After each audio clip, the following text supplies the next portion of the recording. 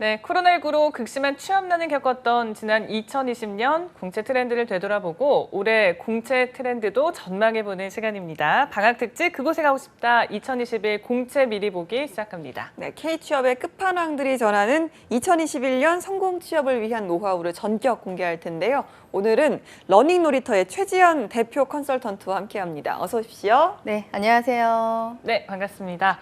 와, 저희가 계속 이제 하나씩 알아보고 있는데요. 인기 있는 대기업들을 소개하고 있습니다. 오늘은 SK 하이닉스 소식 준비해 오셨다고요? 네, 그렇습니다. SK 하이닉스는 SK그룹의 계열사인데요. SK그룹은 국내에서 자산 총액 기준으로 대기업 순위 3위에 있고요. 가장 많은 계열사를 보유하고 있는데요. 현재 123개를 보유하고 있습니다. 네, 그중에서도 SK 하이닉스는 이제 국내 반도체 산업을 이끄는 양대 산맥으로 불리고 있는데요. 삼성전자 그리고 SK 하이닉스는 많은 취준생분들이 가고 싶어하는 꿈의 기업으로 꼽히고 있습니다. 그래서 오늘은 SK 하이닉스의 2020년 채용 결산 짚어보고요. 그리고 2021년 채용 전망에 대해서 말씀드리도록 하겠습니다. 네, 요즘 뭐 반도체 사이클이 굉장히 좀 호황을 보이고 있잖아요. 그러다 보니까 이 SK 하이닉스 채용 소식 기다리고 계시는 분들 정말 많으실 거라 생각이 됩니다. 일단 작년에는 SK 하이닉스가 좀 어떻게 채용을 진행했는지 이 부분 먼저 짚어볼까요? 네. 작년 상반기 때 코로나19가 갑자기 발생을 해서 많은 기업들이 채용 계획을 세웠으나 채용 상황을 어떻게 대처하지 못했어요. 그래서 10대 그룹으로 불리고 있는 그런 많은 기업들도 절반 이상이 채용을 축소하고 또 미루고 해서 상반기 채용이 없었습니다. 그런데 SK그룹 같은 경우에는 상반기 때부터 채용이 있었고요. 두 차례 일정이 연기되긴 했지만 상반기, 하반기 모두 채용을 했습니다. 지난주에 제가 많은 기업들이 정기 공채를 수시 채용으로 많이 전환하고 있는 추세라고 했는데요.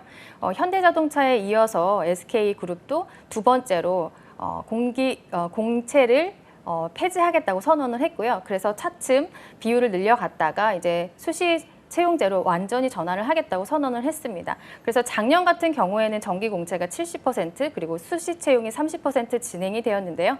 내년부터는 수시 채용으로 완전히 전환이 된다고 합니다. 계열사마다 그리고 업종이 다양하다 보니까 상황이 좀 달라서 계열사 그리고 현업 부서에서 주축이 돼서 채용을 하는 것이 훨씬 더 효율적이라고 보고 있는 건데요. 작년 기준으로 신입과 인턴을 채용한 상반기, 하반기 모두 채용한 기업이 SK CNC, SK 이노베이션, SK 텔레콤 그리고 SK 하이닉스가 있었습니다. 네. 이렇게 SK그룹이 정기 공채 없애겠다라고 선언을 하긴 했지만 작년 상반기, 하반기 공채를 통해서 신입 직원의 70%를 채용했습니다. 그럼 SK 하이닉스의 작년 채용 규모는 어느 정도였을까요? 네, 작년에 보면 저는 좀 비슷한 규모라고 좀 예상을 하고 싶은데요. 아직 정확한 데이터는 나오지 않았지만 매년 8,500명의 규모로 뽑고 있다고 하는 거 보면 작년에 조금 높게 채용을 한 것 같습니다. 2018년이 반도체의 호황기였는데요. 그때 좀 대거 채용이 됐다가 2019년에 국제적인 여러 가지 이슈가 있어서 좀 실적이 부진했습니다. 그리고 나서 그때도 4,817명을 채용을 했었는데요. 2020년 작년에 코로나 사태가 있었는데 좀 많은 규모의 채용이 있었거든요. 그래서 좀 실적의 회복세로 돌아섰다고 하고 기술과 또 연구 기술에 연구 개발에 좀 많이 집중 투자를 했고요. 또 사업 영역을 조금 확장을 했습니다. 낸드 플래시 메모리라든지 이런 부분에서 좀 확장이 있었고요. 채용 부문을 좀 보면요. 작년에 이제 연구개발직에서 뭐 설계, 소자, 공정 R&D, 양산기술, 엔지니어링 솔루션 고르게 됐었고요. 제조기술에도 품질 보증, 생산계획, SCM, 영업 마케팅에도 상품기획, 마케팅, 영업 판매, IT, 경영지원 이렇게 고르게 채용이 이루어져서요. 아마 작년과 비슷한 수준으로, 재작년과 비슷한 수준으로 채용이 이루어졌다고 봅니다. 네, 일단 뭐 코로나19로 좀 불황인 상황에서도 채용 규모를 줄이지 않았다는 점, 이 부분은 좀 의미가 있는 것처럼 보입니다. 자, SK 하이닉스 채용 절차에 대해서 한번 짚어볼까요? 네, 먼저 서류 전형 그리고 필기 전형, 면접 전형, 건강 검진 그리고 채용, 입사 이렇게 되어 있는데요. 전형에는 절차에는 뭐 문제가 없습니다. 변함이 없었고요. 다만 필기 전형과 면접 전형에서 방식에서 조금 변화가 있었습니다. 네, 그러면 변화가 있었던 필기 전형부터 어떻게 진행됐는지 짚어볼까요? 네, SK그룹은 SKCT라고 해서요. SK 컴피턴시 테스트. 그래서 종합 역량 검사라는 인적성 시험을 보게 됩니다.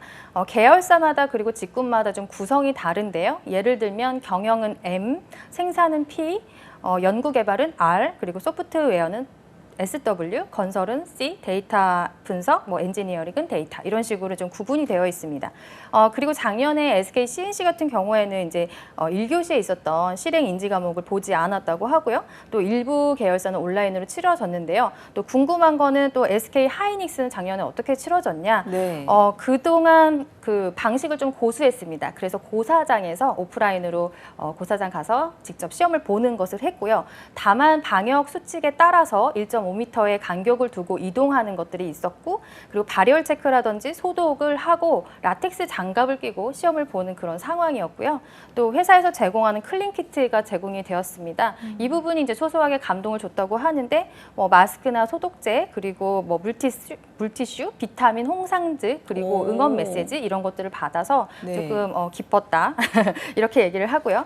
네. 내용을 좀 보면요, 총 165분 동안 460 문항을 풀게 되어 있습니다. 그래서 1교시에는 실행인지 역량 과목을 푸는데요, 100문항으로 구성이 되어 있고요.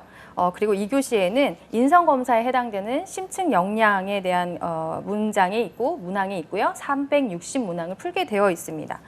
1교시에 이제 실행 역량에서 보면 실행 역량은 업무를 하면서 상황이 있을 법한 그런 상황들을 제시를 하고요. 상황 판단과 문제 해결을 할 수 있는 그런 문제풀이를 하게 되어 있어요. 이게 조금 어려운 이유는 약간의 딜레마가 항상 들어있다는 거고요. 그리고 두 번째 인지 역량에서 언어 수리 직군 특화 요인으로 이제 구성이 되어 있는데요. 언어 수리는 아마 다들 알고 계시는 것처럼 문제풀이로 되어 있고요. 이 직무 특화 요인도 문제풀이인데 다만 그 직무에서 좀 해당될 수 있는 데이터나 그래프나 이런 자료들을 해독하는 문제풀이가 있었습니다. 그리고 2교시의 그 심층 역량 같은 경우에는 SK가 이 문항을 개발을 할 때 일자라는 인재들을 좀 분석을 했어요. 그리고 그런 특성이 있는지를 테스트하는 인성검사인데요. 개인의 성격 그리고 가치관, 태도를 판단을 해서 어떤 걸 보냐면 책임감이라든지 인내, 끈기, 회복 탄력성 이런 것들을 많이 봐요. 아마 기억하시겠지만 2019년부터는 이루어지지 않았지만 그 바이킹 챌린지라고 인턴 오디션 프로그램이 있었는데요. 거기에서 보는 거는 뭐냐면 다른 것들 보지 않고 끼 이런 것들 보고, 그리고 이런 회복 탄력성이라든지 책임감, 끈기 이런 어떤 좋게 말하지만 조금 강하게 말하면 도끼 그리고 끼 이런 것들을 보는 거였거든요. 그래서 그런 성향을 좀 보려고 한다라는 거고요. 일단 그 시험을 볼 때 입장까지 소요되는 시간이 조금 많이 있었고요. 또 그리고 라텍스 장갑을 끼고 시험을 보는 것 때문에 조금 불편함이 있었다고 합니다. 네.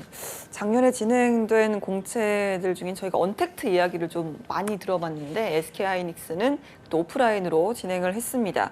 말씀하신 것처럼 이렇게 장갑을 낀다든지 입장을 하는데 여러 가지 발열 체크라든지 하다 보니까 시간도 좀 소요가 되고 불편함도 있었을 텐데 SK 하이닉스 또 아까 말씀하신 그 입장 클린 키트 이런 부분도 좀 세심하게 준비를 한 것 같아요. 이렇게 네. 필기 시험 진행 형식을 좀 들어봤는데 가장 중요한 게 이제 난이도가 어느 정도였나 우리 또 수험생들이 이제 봤을 때 네. 어떻게 평가를 하던가요?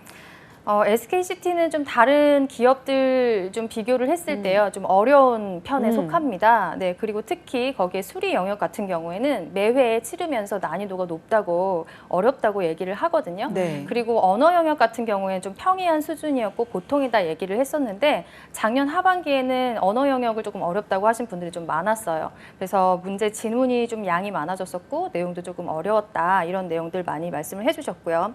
그리고 특히 실행 역량 과목인데요. 이 부분이 아까 전에 상황 판단, 문제 해결과 관련된 어떤 문제를 풀이해야 된다고 말씀을 드렸습니다. 이 부분을 조금 취준생분들이 좀 어려워하는데 그런 이유가 뭐냐면 빨리 판단하기가 어려워요. 조직생활 경험이 없다 보니까 조직에서 아까 딜레마를 제시한다고 했는데요. 대인관계와 그리고 회사의 어떤 그런 상황들 중에서 어떻게 이걸 잘 베스트 답을 찾을 것이냐 이런 질문들이 나오거든요. 그래서 그런 부분을 좀 어려워하십니다. 그리고 다른 기업에는 이런 실행 역량과 관련된 과목이 없다 보니까 좀 대비가 상대적으로 어려운 면이 좀 있습니다. 다른 기업에 비해서 그래도 어려운 편이다라고 하셨는데 혹시 기출 문제집이 있는지 궁금해요. 보통 어떤 식으로 좀 대비를 하면 될까요? 기출 문제들이 있고요. 시중에 가면 서점에 가면은 굉장히 많은 회사에서 네, 인적성 문제풀이 SK 전용 문제풀이들이 있습니다. 뭐 다른 기업들도 마찬가지고요. 보통은 이제 서류에 전형해서 합격을 하면 그때부터 인적성 검사를 준비하려고 하거든요. 근데 그러면 좀 늦습니다. 작년 기준으로 전형 발표를 하고 나서 서류 합격 발표가 있고 나서 시험을 볼 때까지는 5일 정도의 시간밖에 없었어요. 그래서 그때 그 각 서점에서 사람들이 많이 몰려서 그 SK CT 문제풀이를 많이 샀다는 그런 네, 풍경이 있었습니다. 인터넷으로 살 수가 없었고 너무 기간이 촉박했고 그리고 미리미리 준비 안 하신 분들은 바로바로 그 자리에서 막 문제풀이를 풀고 이랬는데요. 너무 짧기 때문에 좀 제가 좀 추천을 드리는 방법은 좀 2달 정도 여유를 갖고 문제풀이를 좀 익숙해져야 된다라는 건데요. 우리가 뭐 5일이고 일주일이고 뭐 바짝 하면 뭐 될 수도 있겠지만 사실 모든 생활이라는 게 그 SKCT 문제풀이만을 올인해서 살 수는 없어요. 그렇기 때문에 이제 일상생활에서 학교도 가야 되고 뭐 아르바이트도 해야 되고 뭐 밥도 먹고 잠도 자고 뭐 이런 일상생활 속에서 이걸 준비를 하려면 좀 넉넉히 2달 정도는 잡으시고요. 그리고 SK만 아마 지원하려고 하시는 분들이 뭐 있겠지만 그렇게 많은 분들이 없을 텐데요. 이런 부분에서는 인지 역량이나 수리 역량 같은 그 문제풀이를 같이 보는 다른 기업의 인적성 검사를 같이 준비하시면 좀 시간을 효율적으로 쓰실 수 있고요. 저는 최소한 5번 정도는 좀 풀어보시면 자신감이 생길 것 같다고 얘기를 드리는데 왜 그러냐면 이제 문제 유형이 좀 기업마다 다르기도 하고요. 그리고 시간이 넉넉하지가 않습니다. 1교시 기준으로 우리가 한 문제당 50초 컷을 풀어야 되는데 뭐 지문을 읽거나 뭐 그림을 해독하거나 이러는 시간까지 다 포함을 하면 사실 되게 촉박하거든요. 그래서 빠른 시간 내에 문제풀이를 할 수 있는 그런 것, 그다음에 시간 체크하는 것 이런 것들도 연습을 해야 되고요. 그리고 특히 상황 판단이나 문제 해결은 내가 어떤 거를 선택을 했을 때에도 손해가 없는 쪽을 베스트 답을 찾아야 돼요. 예를 들어서 뭐 해외에서 단짝 친구가 이제 귀국을 했는데 약속을 잡았는데 한 달 전에 잡았다. 그런데 당일 뭐 회사에서 급한 용무를 처리를 해야 된다. 오늘까지 뭐 마무리를 야근을 해야 된다. 뭐 이런 상황이 주어지고 몇 번을 고르겠냐라고 했을 때 뭐 친구와의 약속을 뭐 취소한다 아니면 회사 일을 한다 뭐 이렇게 극단적인 선택을 하는 것이 아니라 시간을 좀 조율한다든지 아니면 뭐 이 일의 내용을 아니면 뭐 누구의 도움을 받는다든지 뭔가 조율을 해가면서 둘 다를 놓치지 않도록 해야 되거든요. 그래서 이거는 인지 능력만 있어야 되는 게 아니고요. 소셜 지능 그리고 감성 지능 모두 같이 있어야 풀기가 수월합니다. 그래서 대인 관계와 조직의 그 성과를 저해하지 않는 그런 베스트 답을 찾는 것이 중요합니다. 네, 알겠습니다. 저희 필기시험 팁까지 좀 들어봤습니다. 면접 전형에서도 좀 변화가 있었다라고 하셨는데요. 어떤 변화들이 있었는지 먼저 설명을 좀 해주시죠. 네, 많은 기업들이 비대면으로 면접을 치렀었는데요. SK 하이닉스도 마찬가지였습니다.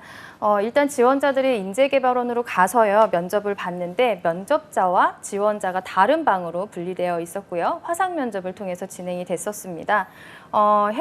그것이 조금 다른 부분이고 또 하나는 우리 지원자분들께 기쁜 소식이 될 것 같은데요. 면접 끝나기 3분에서 5분 정도를 남겨두고 면접관이 피드백을 해주는 그런 시스템을 작년부터 적용을 했습니다. 그래서 왜 내가 떨어졌는지 잘 모르고 또 면접을 잘 봤다고 생각했는데 결과 통보가 안 오고 뭐 이런 상황들이 있을 텐데 아마 도움이 되셨을 거라고 생각이 들고요. 그러면 어떤 식으로 진행이 됐는지 좀 보겠습니다. 전공 면접과 인성 면접을 같이 보는 통합 방식으로 진행이 돼요. 다른 기업들 같은 경우에는 보통 직무 면접 이렇게 한번 보고 그 다음에 인성 면접에서 임원진들이 와서 2차 면접 보고 이렇게 대부분 이렇게 진행이 되는데요. SK 측에서는 이렇게 얘기를 해요. 직무 역량과 인성 역량 이런 공통 역량을 정확하게 분리하기가 어렵고 그것을 경험을 보거나 문제풀이를 하는 과정에서 인성도 같이 볼 수 있기 때문에 통합 방식으로 채용한다 이런 입장이고요. 저도 그렇게 생각을 합니다. 30분 단위로 진행이 되어 있고요. 다대 1로 화상 면접으로 진행이 되는데 보통은 3대 1로 진행이 되고요. 현업 부서의 팀장님과 그리고 인사 담당자 이렇게 구성이 돼서 면접관으로 참가를 합니다. 들어가시면 일단 대기장에 좀 시간을 두고 들어가시는데요. 온택트 면접이기 때문에 우선적으로 이제 인터넷이나 그 화상 면접의 연결 상태 확인을 하고요. 마스크라든지 마이크라든지 카메라 테스트를 먼저 마친 뒤에 그렇게 좀 준비가 되면 이제 과제가 주어집니다. 그래서 직무 면접에서 보면은 PT 준비 시간을 한 30분 정도 주는데요. 이때 주제는 매년 달라집니다. 그런데 작년 기준으로는 반도체를 테마로 해서 문제가 나왔었고요.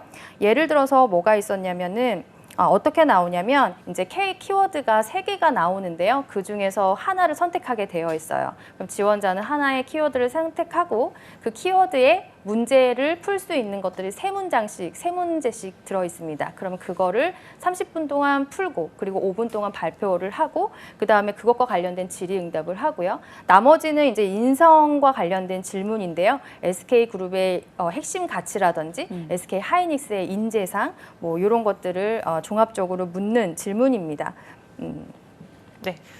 그 앞서서 말한 필기 키트부터 이렇게 면접 피드백을 주는 이런 모든 것들이 어찌 보면 좀 지원자들 많이 배려하고 있다는 생각이 듭니다. 전공 면접, 그러니까 PT 질문이 주어지고 과제를 해결해야 되는데 주로 어떤 질문들이 나올까요? 네, 아마 직무별로 좀 다르게 나올 거고요. 또 해마다 조금씩 테마가 다르다고 하는데요. 이제 기출문제 간략히 보면요. 뭐 디램의 한계점을 극복하기 위한 방법은 무엇인가? 포토 공정에서 물을 사용하면 굴절률이 높아지는데 여기서 발생하는 문제점은 무엇인가와 같이 기술과 관련된 그리고 전공 지식을 좀 많이 녹여내야 되는 그런 질문들이 나옵니다. 그래서 이런 것들을 보는 이유는 전공자에서 그 학과를 좀 제한하고 있거든요. 근데 그런 제한을 하는 이유는 전공자의 전공 지식을 보기 위한 거기 때문에요. 이 문제를 풀 때 그동안 배웠던 전공 지식과 기술, 이론, 법칙 이런 것들을 잘 활용해서 사고를 해야 되고요. 그리고 개념 설명에서만 끝나면 안 되고 이 결과, 문제풀이 결과를 어떻게 도출했는지 그리고 왜 이런 것들이 필요한지에 대한 분석을 논리적으로 얘기할 수 있어야 됩니다. 알겠습니다. 이번에는 이제 서류 전형의 꽃이죠. 자기소개서 짚어보도록 하겠습니다. 일단 SK 하이닉스 자기소개서 항목부터 좀 한번 짚어볼까요?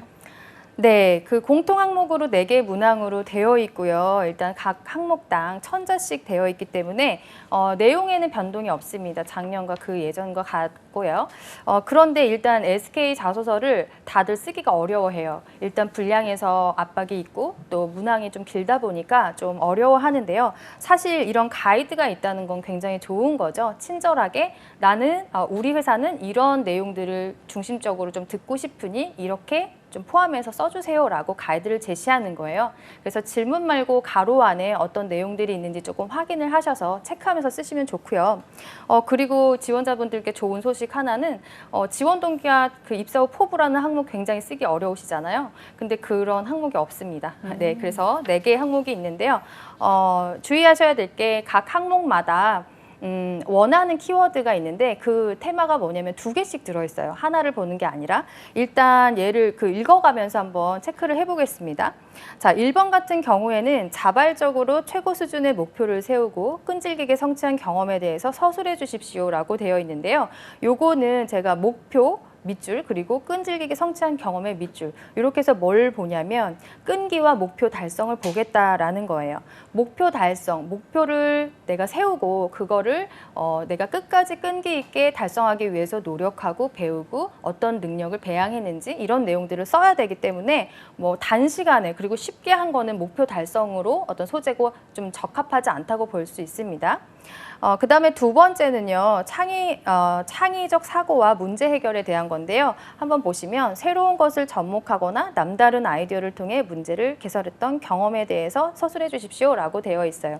그래서 위에도 그렇고 아래도 그렇고 가로 안에 보시면 어떤 내용들을 듣고 싶은지가 자세히 적혀 있거든요. 그래서 좀 기존 방식과 다른 방식의 차이에 대한 내용 듣고 싶다. 그리고 이렇게 새롭게 시도한 계기가 무엇인지, 주변의 반응은 어땠는지, 어려운 어려움은 무엇이었는지 이런 내용들이 들어간 소재를 듣고 싶다라고 되어 있기 때문에요. 관련된 어떤 경험 소재를 잘 찾으실 때 도움이 되실 것 같고요. 문제 해결은 두 가지 방식으로 접근이 가능한데 첫 번째는 상황이나 조건이나 외부 환경, 제약에 따라서 어려움이 왔을 때 해결할 수 있는 것. 이거는 위기 대처와 문제 해결이 같이 들어가는 겁니다. 그리고 두 번째는 특별히 내가 뭐 위기가 있지는 않았지만 내가 봤더니 예전의 방식을 고수하지 않고 새롭게 시도를 한다면 효율성이 좀 높아질 것 같다라고 해서 비용이나 어떤 성과나 이런 것들의 능률이 좀 높아질 것 같다라고 판단해서 시도한 경험이에요. 그래서 두 번째로 좀 접근을 하시는 게 이 회사에서 원하는 방식일 것 같습니다. 네, 3번으로 넘어가서요. 지원 분야와 관련해서 특정 영역의 전문성을 키우기 위해 꾸준히 노력한 경험인데요. 예시가 나와 있죠. 통계 분석이라든지 이런 것들도 사실 단시간에 막 되는 건 아니잖아요. 그래서 자기 개발과 직무 역량 두 가지 소재가 들어가는 그런 경험을 찾으셔야 됩니다. 네, 그리고 4번은 자원 관리와 팀워크에 관한 내용인데요. 혼자 하기 어려운 일에서 다양한 자원을 활용하고 이 자원은 물적 자원도 되고요. 인적 자원도 포함이 됩니다. 네, 그리고 타인의 협력을 최대한 이끌어내는 팀워크를 발휘해서 공동의 목표를 달성에 기여한 경험이에요.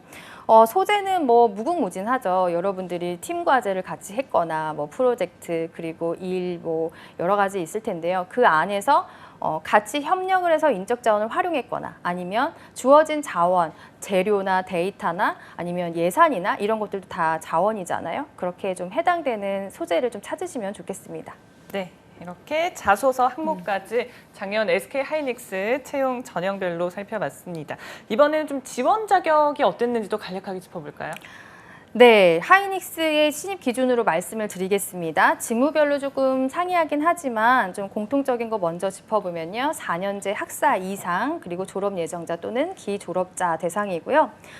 조금씩 다르지만 대부분 뭐 소자, 공정, 설계 이런 쪽에서 공통적으로 들어가는 그 전공은 전기, 전자, 소재, 뭐 산업공학, 물리, 반도체 이런 전공들을 좀 선호하고 있고요. 뭐 마케팅 같은 경우에는 뭐 경영 그리고 통계, 뭐 경제, 컴퓨터 이렇게 좀 제한이 되어 있습니다. 그리고 일부 직무 같은 경우에는 영어가 필수예요. 그렇다는 말은 다른 직무에서는 영어가 필수는 아니다라는 얘기고요. 일단 영어 점수를 기재하는 란이 없어요. 이렇게 얘기를 하면 오히려 열심히 준비하신 분들은 억울하실 수도 있을 것 같은데요. 그런 분들은 내가 외국어 능력이 좀 우수하다 하시면 자기소개서에 관련된 뭐 자기개발 부분이라든지 아니면 팀워크 부분이라든지 그 부분에서 내가 얼마나 외국어 능력을 기여했는지 이런 소재들을 좀 찾아서 어필을 하시면 도움이 되겠습니다. 알겠습니다. 저희가 지난 시간에 이제 현대자동차 소개를 해주실 때 현대자동차의 그 2차 전지 또 전기차 관련해서 교육 프로그램이 있다. 이 부분이 실제로 또 채용으로도 또 좋은 평가로 이어질 수 있다라는 말씀을 해주셨잖아요. 아무래도 대기업들이 이런 프로그램을 많이 운영을 하는 것 같은데 SK 하이닉스에서는 좀 어떤 프로그램을 운영하는지 궁금하네요. 네, SK 하이닉스에도 좋은 인턴 프로그램이 있는데요. 이건 조금 특성이 달라요. 그래서 좀 협력사들과 우수 협력사들과 예를 들면 뭐 공정이라든지 장비, 소재 이런 협력사들과 같이 상생하기 위해서 인턴 프로그램을 좀 주관을 해서 운영을 하고 또 지원을 하는 프로그램입니다. 관심이 있으신 분들은 조금 많이 들어보셨을 텐데요. 하이넥스의 하이5라는 운영 제도입니다. 5가지 특징이 있고요. 좀 간략히 말씀을 드리면 SK 하이닉스의 전임 강사가 직무 교육을 해줍니다. 그래서 반도체와 관련된 현장 직무 교육을 학교에서 전공자들이 좀 제한적인데 배울 수가 없는데 이런 것들 좀 교육비를 지원받으면서 배울 수 있다는 장점이 있고요. 또 성장 가이드와 커리어 패스를 좀 제공을 하는데요. 이런 부분들은 우리 지원자들이 실습을 하면서 내가 그 어떤 부분으로 좀 타겟팅을 해서 세분화해서 성장할 수 있는지 커리어 패스, 경력 개발을 조금 해볼 수 있다, 계획을 해볼 수 있다 이런 것들 좀 제안을 하는 거고요. 그리고 인턴 급여와 교육비를 제공을 하는데 하이닉스와 협력사들이 반반해서 지원을 하고 있어요. 그래서 돈을 받으면서 실습도 하고 교육을 받을 수 있다라는 점이 있고요. 그리고 협력사 중에서 우수 중견기업 그리고 중소기업에서 인턴십을 합니다. 그런데 작년에는요, 헤이닉스로 이제 협력사와 지원자분들 초청을 해서 이 하이닉스의 어떤 공정 시스템을 가지고 현장에서 OJT를 했다고 해요. 그리고 이제 인턴십을 수행했다고 하니까요. 좀 우수한 좀 신기술 장비와 또 그리고 현장 밀착형 그런 인턴십이 이루어졌다고 보시면 되겠죠. 네, 정말 지원자들에게는 인턴 경험을 주는 거고 협력사들에게는 또 인력을 지원하는 거고 굉장히 일석이조의 네. 효과가 있는 프로그램인 맞아요. 것 네. 같습니다. 구체적으로 좀 어떻게 모집이 되는지도 자세히 짚어주시면요. 네, 일단은 서로 면접 전형이 있고요. 합격자 발표를 하면 교육을 한 다음에 인턴십을 하고 그 다음에 채용으로 전환되는 그런 절차를 가지고 있는데요. 이게 예전에는 이름이 뭐였냐면 청년 희망 나눔 프로젝트였어요. 그런데 이것이 작년부터 이름이 하이파이브로 공모를 통해서 이렇게 바뀌었습니다. 매년 인기가 되게 많아서 지원자는 2,000명에서 5,000명 규모 사이로 하지만 실제로 입소를 하는 분들은 150명에서 230명 범위 내에서 조금씩 차이가 있고요. 작년에 이 희망 나눔이 1회가 있었던 게 2008년부터였어요. 2008년, 2019년에는 각각 1회기씩 뽑았었는데 2020년에는 상반기, 하반기 해서 한 번씩 해서 3기, 4기가 배출이 됐었고요. 교육은요, 공통 교육해서 회사에서 일을 하면서 조직의 이해라든지 문서 작성이라든지 그다음에 회복 탄력성이라든지 논리적 사고라든지 공통적으로 사회인으로서 배양해야 되는 해당되는 그런 교육들로 구성이 되어 있고요. 그리고 직무 전문 교육은 반도체의 트렌드라든지 소자 제품 공정 이런 현업 위주의 교육을 하게 되어 있습니다. 그래서 기존에는 이게 6주에서 7주, 그러니까 직무 교육과 공통 교육을 이렇게 했었는데 지금은 플립 러닝을 3주간 시행을 하고요. 그 다음에 직무 공통을 4주간 해서 조금 더 그 이해를 높이고 참여형 수업으로 바꾼 거고요. 그리고 인턴 실습 기간은 3개월씩 동일합니다. 가장 또 중요한 게 인턴만 하면 좀 아쉽잖아요. 또 이런 기회가 그 직무 채용 기회가 있어야 되는데 일단 여기에 참여하는 협력사들은 100% 채용을 하기 위해서 좀 참여를 하는 기업이고요. 그래서 정규직 전환율은 82% 정도라고 합니다. 와. 네. 자, 지원자에 비해서 입소하는 인원이 좀 적다라는 것 빼고는 굉장히 좀 좋은 프로그램인 것 같아요. 앞으로 좀 기회가 많이 늘어났으면 하는 마음인데요. 지원 자격은 어떤지 이 부분도 소개를 좀 해주시죠. 네, 지원 자격은 까다롭지가 않습니다. 네, 대한민국 국적의 만 34세 이하의 구직 청년 누구나로 되어 있고요. 재학생, 휴학생, 해외에 있는 사람들 그리고 기졸업생 상관이 없어요. 그러나 교육기관과 실습 기간에는 모두 참여가 가능한 사람이면 누구든지 지원할 수 있습니다. 네, 하이파이브 프로그램 올해 좀 노려보시면 좋을 것 같습니다. 자, 2021년 SK 하이닉스 채용 전망에 대해서도 알아보려고 하는데요. 올해 채용 네. 어떨까요? 네, 올해 아마 뉴스 보시고 충격을 받으셨을 수도 있을 것 같아요. 전면 이제 수시 채용으로 전환을 했다고 하는데요. 그래도 조금 사업 현황을 보시면 안심을 하셔도 될 것 같습니다. 좀 섣부르게 고민을 안 하셔도 될 것 같아요. 2020년 기준으로 이제 반도체 시장에서 매출 탑 3에 들었어요. 그래서 미국의 인텔과 그리고 삼성전자 그리고 SK 하이닉스가 탑 3인데요. 작년에 SK 하이닉스는 매출이 좀 증가해서 13.3% 증가를 했고 또 회복세로 좀 많이 돌아섰다고 하고요. 매출의 기준으로 253억 달러 입니다. 네, 그리고 시장 점유율이 미세하게 증가하는 추세이기도 하고요. 또 지금 세계 시장에서 반도체 시장이 좀 규모를 확장시키고 있는데 지금 여기에서 디램이나 낸드 플래시 메모리, 그다음에 CIS 시스템 메모리 이런 것들을 하고 있는데 SK 하이닉스가 낸드 플래시 메모리 사업을 좀 더 확장을 한다고 해서 그 시장 점유율이라든지 매출액이라든지 그런 것들 조금 긍정적으로 보고 있는 상황이에요. 그래서 보신다면 조금 더 작년부터 그리고 올해 또 반도체 슈퍼사이클이 다시 돌아왔거든요. 2018년에 있었다가 다시 돌아왔기 때문에 수익면이나 사업면에서 그리고 기술면에서는 조금씩 더 좋아지는 추세이기 때문에 전면 수시 채용으로 돌아섰기는 했지만 작년과 비슷한 수준 아니면 조금 더 높을 수도 있겠다라고 조심스럽게 긍정적으로 예측을 하고 있습니다. 네, 사업 자체가 좀 성장세를 보이고 있기 때문에 채용 규모도 그만큼 좀 많이 늘어났으면 하는 바람입니다. 마지막으로 2021년 SK 하이닉스 지원을 준비하는 분들을 위해서 끝으로 조언 한마디 해주시죠. 네, 기업들이 이렇게 지원 자격을 많이 폐지를 하고 직무 중심으로 채용을 하는 이유가요. 직무 역량을 좀 주력해서 보겠다, 그 경험을 보겠다라는 것들이거든요.